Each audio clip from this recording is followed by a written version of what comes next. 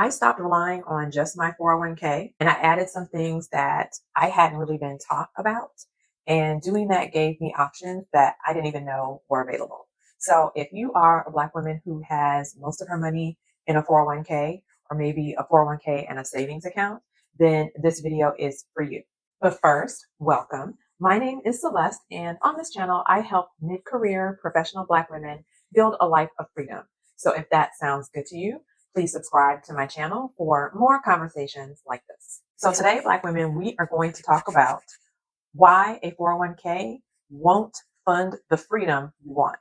And this video is a follow-up or companion to a video I did last year called How Black Women Can Retire Early Without a House or Pension. And I will link that video for you in the description. Don't go watch it right now. Watch it when we finish. Thank you. Most of us were taught, get a job, buy a house, put 10% into a 401k, and everything will be fine. But that plan assumes that we are going to stay on one narrow path our whole lives. Work for 40 years, save in this one account, and retire at 65. That's the plan. Fear and lack of financial education make anything outside of a 401k feel scary or confusing. And so in comparison, a 401k seems less risky. And for Black women, the only thing we typically focus on outside of a 401k is a savings account because that's what feels safe to us. And now here we are either wanting off of the path or getting thrown off of the path. But our money is only set up to work with the one narrow path. So now I'm going to briefly touch on why I think that 401ks get pushed on people so heavily. So the first reason is that they are really profitable for the institutions that offer them because workers tend to have money in those accounts over the course of their entire career, which means that those institutions can collect fees off of those accounts for the worker's entire lifetime. And that makes them a lot more money than other types of accounts that individuals could just go open on their own. Another reason 401ks get pushed on us is because they're just easy to enroll people into because you just sign up through your employer. So the financial institutions don't really have to get involved or do anything.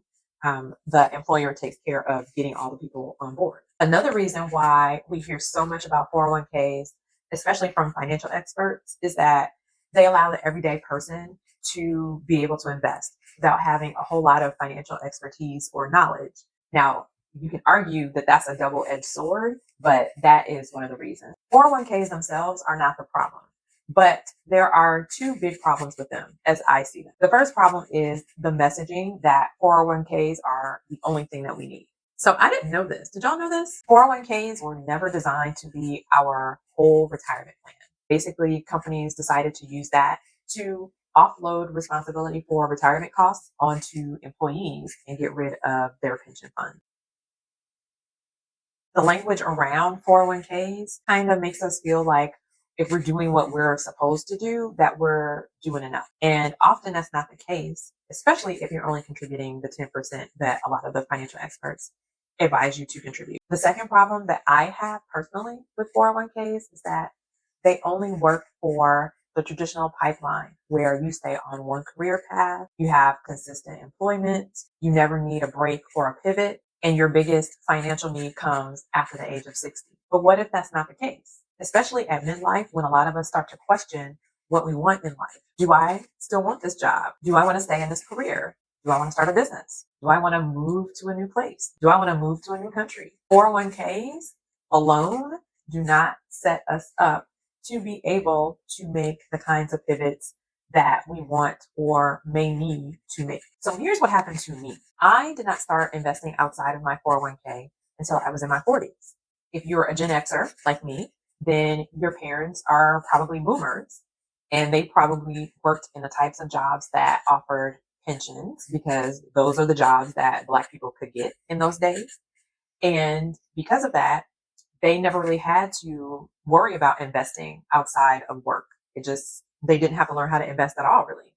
And they weren't equipped to teach us about investing. So you couldn't get the knowledge from there, right?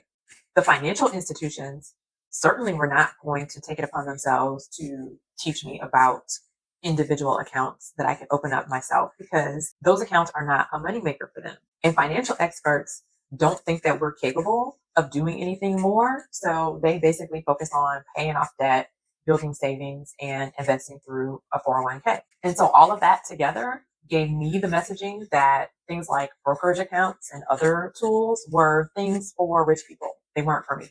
Or that I couldn't do anything without a financial advisor. It was Ramit Sethi's book, I Will Teach You to Be Rich, that laid out everything for me in a way that I could understand it and gave me the confidence to grow my own money. I know it's a cheesy title, but it's a really good book, which I'll link for you in the description. It's because of that book that I have a brokerage account and a Roth IRA. And for anyone who doesn't know, a brokerage account is just an account that you go open up with an institution that allows you to buy investments. And it has nothing to do with your employer, and it has nothing to do with retirement.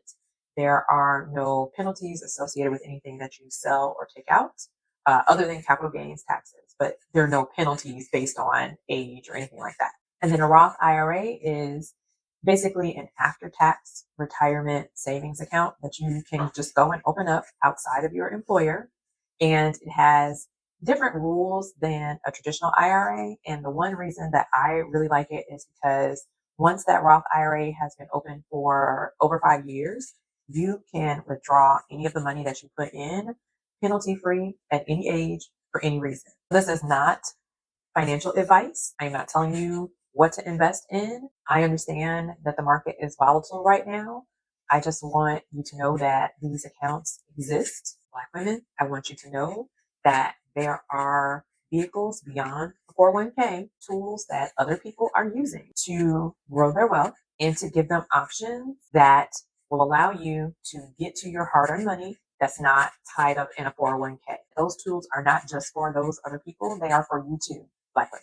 So I just wanted to raise my hand and say, hi, I'm a Black woman who has a brokerage account and a Roth IRA. Nothing to be afraid of. Having investments outside of a 401k gives you options. And I think that's the real reason that we don't hear as much about that. Systems that benefit from your blind obedience don't want you to know that you have options. It's in the system's best interest that you stay on the conveyor belt. But I want you to know that you can invest to design a life that gives you options before retirement age. In the current climate, we need options. If you get laid off, if you want or need to retire early, if you want to change careers, you want to start a business, you want to move to another country, you need money that you can access before retirement age. So I wasn't sure if I was going to share this, but we're friends.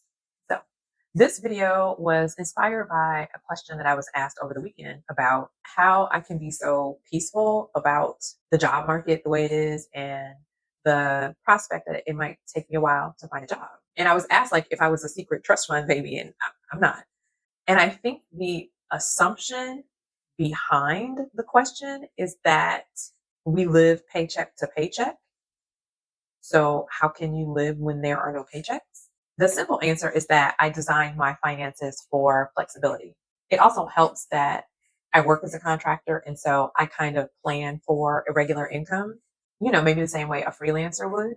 But I have funds that I can get to that aren't tied up in a 401k. And so I thought I would make a video about that in case it helps anybody else. So I want to hear from you guys on this topic. Were you mainly told about 401ks and savings accounts, or have you explored other options like Roth IRAs and brokerage accounts? Leave a comment, let me know. I want to remind you again to go and watch the video I mentioned earlier, which is called How Black Women Can Retire Without a House or Pension. It's one of my most popular videos, and I think it'll just give you a different perspective on how to think about money. If you haven't done so already, please click the like button. Thank you so much. And please share this video with a Black woman you know who is seeking more freedom in her life.